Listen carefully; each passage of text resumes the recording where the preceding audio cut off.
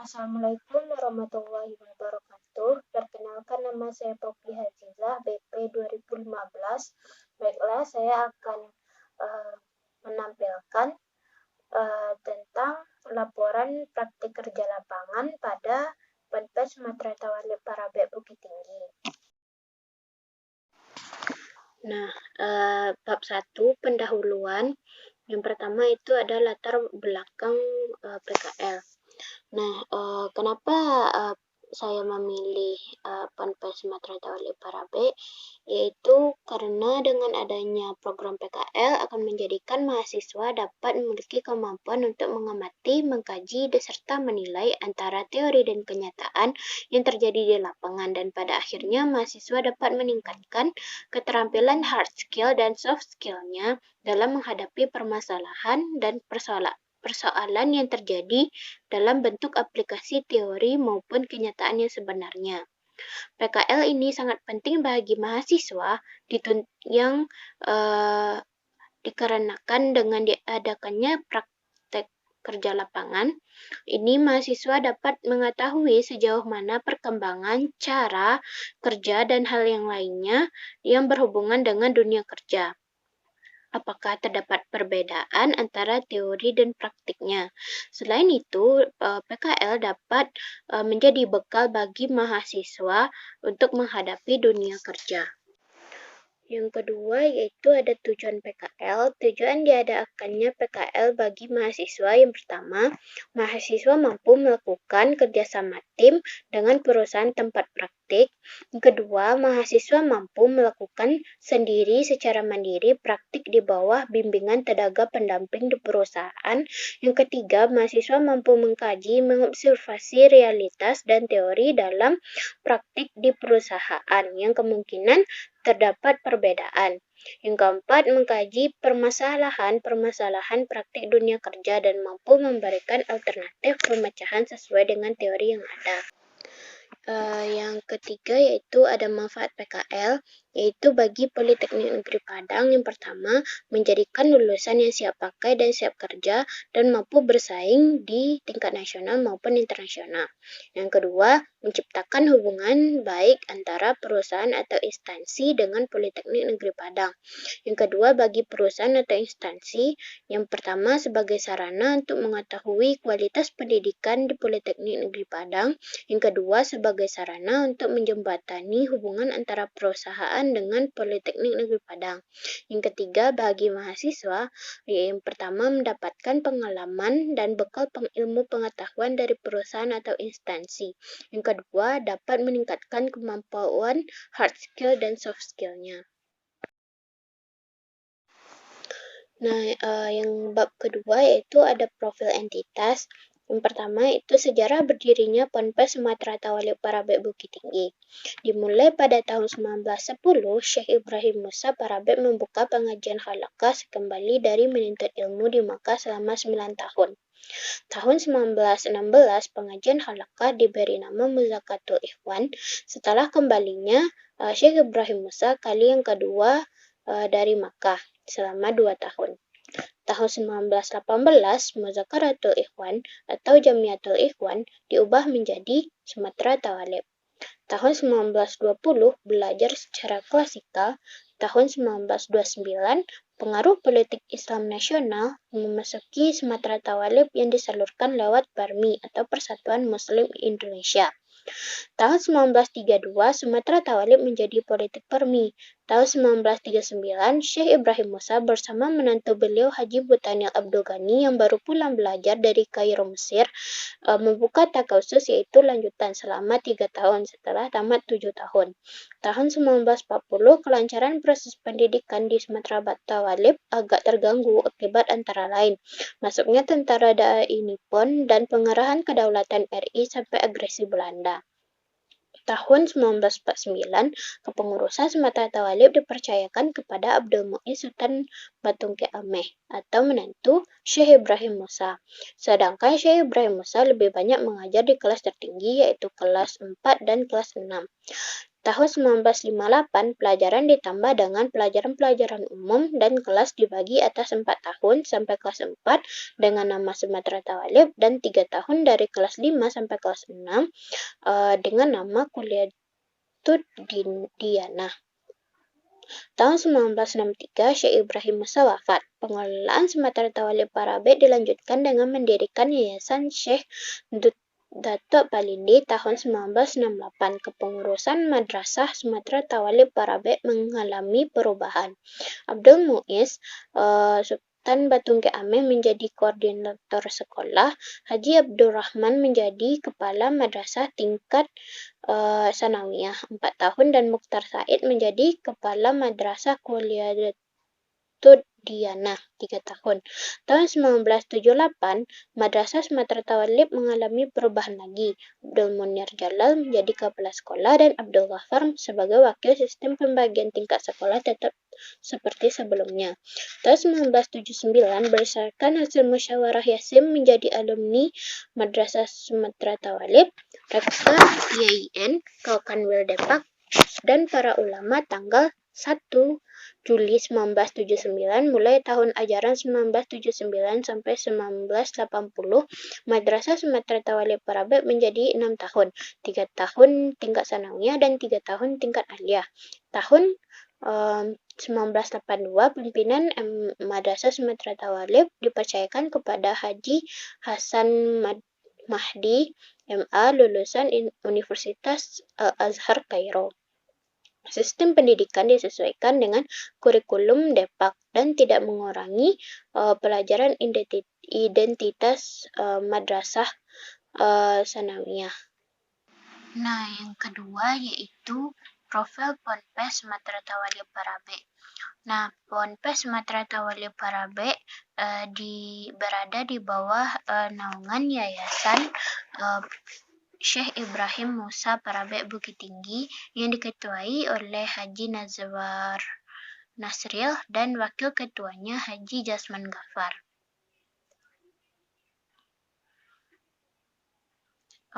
Yang kedua yaitu ada berikutnya yaitu ada visi dan misi Ponpes Sumatera Tawalib Parabe Bukit Tinggi. Nah, visinya yaitu pusat pendidikan Islam unggulan yang membangun generasi khairu ummah. Dan misinya pertama menyelenggarakan pendidikan yang berkualitas, dan yang kedua menciptakan kadar ulama, umara, agnia, dan intelektual.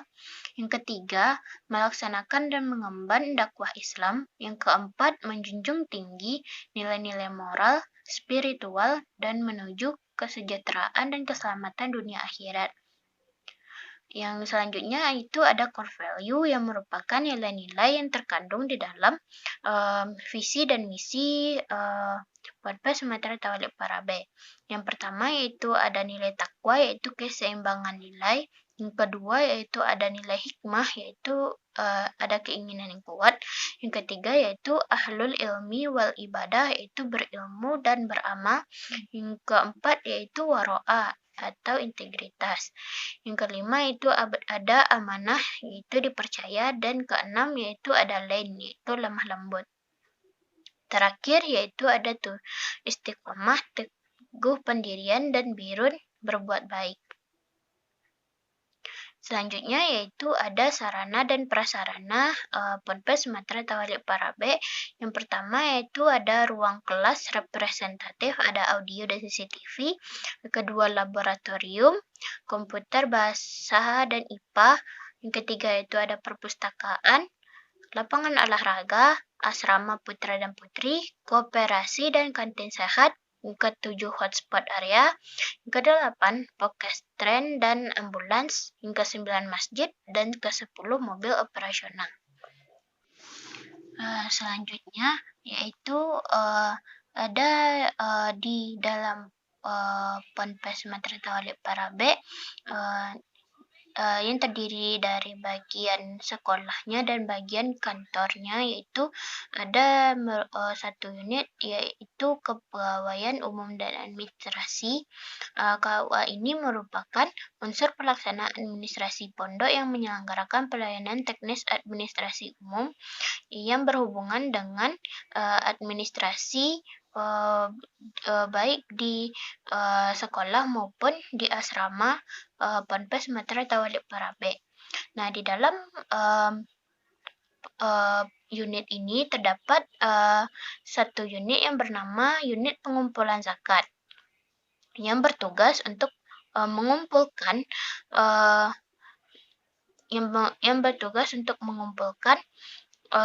infak, zakat, dan sedekah dari baik dari dalam Ponpes Sumatera Tawalib Parabe dan maupun bagi orang-orang di luar Ponpes ini. UPZ ini digagas oleh Haji Ilham LCMA selaku pimpinan Pondok Sumatera Tawalib Parabe Bukit Tinggi pada bulan Agustus 2016 dengan tujuan sebagai salah satu wadah yang berbasis Al-Quran untuk meningkatkan peradaban manusia dengan program yang rahmatan lil alamin. UPZ ini telah mendapatkan SK Basnas Kabupaten Agam nomor 005 SK Basnas Agam tahun 2016.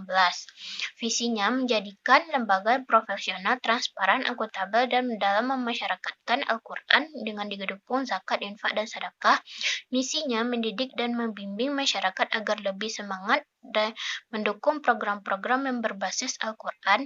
Yang kedua, mengajak dan menggerakkan masyarakat dalam program gencar, yaitu Gerakan Cinta Al-Quran melalui zakat, infak, dan sedekah. Program UPZ yaitu yang pertama pendidikan, ada beasiswa anak asuh dan beasiswa prestasi duafa. Ketiga, beasiswa yatim.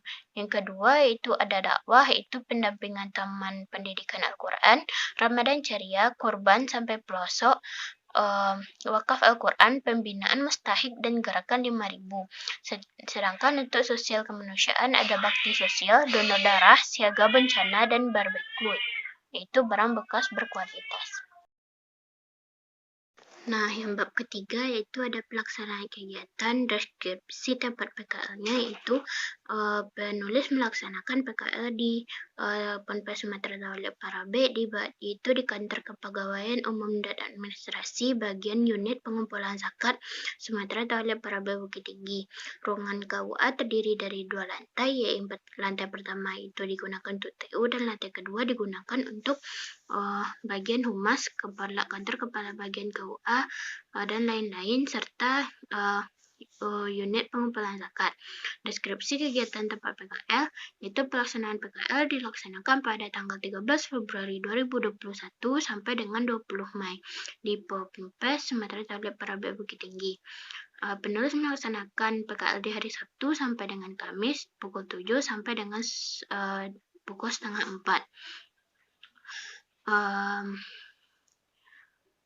Pekerjaan yang dilakukan oleh penulis selama di Ponpes Sumatera Tawalib Parabe yang pertama, membuat laporan keuangan UPZ Parabe bulan Februari 2021 dan bulan Maret 2021. Untuk pembuatan laporan keuangan ini sendiri, penulis mencoba untuk membuatnya dengan Microsoft Access, tetapi karena pada prosesnya penulis mengalami kesulitan dan hambatan, pada akhirnya penulis membuat laporan keuangan zakat, infak, dan sedekah menggunakan Microsoft Excel. Yang kedua yaitu ada membuat transkrip kajian Al-Bayan. Nah, kajian Al-Bayan ini disiarkan melalui sosial media, yaitu YouTube, maksudnya Facebook. Nah, untuk di kajian di Facebook ini sendiri dibuatkan majalah dari kajian ini. Nah, untuk membuat majalah ini sendiri, setiap kajian yang diadakan 1 kali seminggu pada hari Senin ini pukul 9 pagi, setelah diadakannya, maka kajian ini akan transkrip dan kemudian akan dijadikan majalah. Yang ketiga, membantu mempersiapkan kajian pegawai dan guru serta kajian parenting. Setiap 2 kali dalam sebulan diadakan kegiatan kajian pegawai dan guru yang ditujukan untuk kajian untuk guru dan pegawai. Sedangkan untuk kajian parenting ini diperuntukkan untuk pembina asrama. Yang keempat yaitu ada membuat kartu persediaan pakaian dan perlengkapan asrama. Nah, di bagian KUA ini ada handle tentang persediaan pakaian dan perlengkapan asrama. Nah, penulis diminta untuk membuat kartu persediaan pakaian dan perlengkapan asrama. Nah, yang kelima yaitu membantu membuat rekapan baju untuk santri baru. Nah, untuk penerimaan siswa baru di Ponpes Mater Taulia Parabe, pembuatan seragam santri dilakukan oleh Ponpes sendiri, dan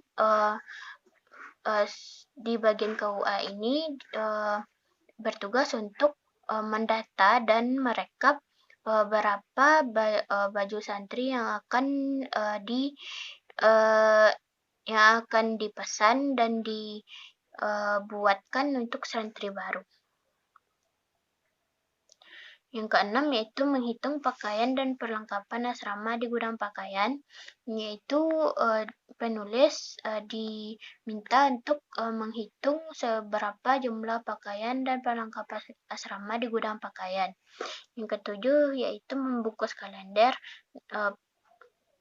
Kegiatan ini diperuntukkan untuk calon santri baru dan tamu pada saat ujian tulis untuk menjadi santri baru di Ponpes Mater Taulia Parabe. Yang kedelapan menjadi MC pada MTQ Al-Bayan. Yang ini pada bulan Ramadan terdapat diadakan MTQ Al-Bayan. Di sini penulis diminta untuk menjadi MC. Dan yang kesembilan yaitu adalah ikut dalam kegiatan Ramadan berbagi. Jadi Ponpes Mater Taulia Parabe Bukit Tinggi ini mengadakan acara Ramadan berbagi, yaitu berupa membagikan berupa santunan dan makanan kepada anak yatim di panti asuhan, serta membelanjakan anak-anak yatim dan yang lainnya untuk membeli baju lebaran serta sembako. Baiklah, terima kasih atas telah mendengarkan dan menonton video ini. Penulis mohon maaf jika ada kesalahan dalam penyampaian. Assalamualaikum warahmatullahi wabarakatuh.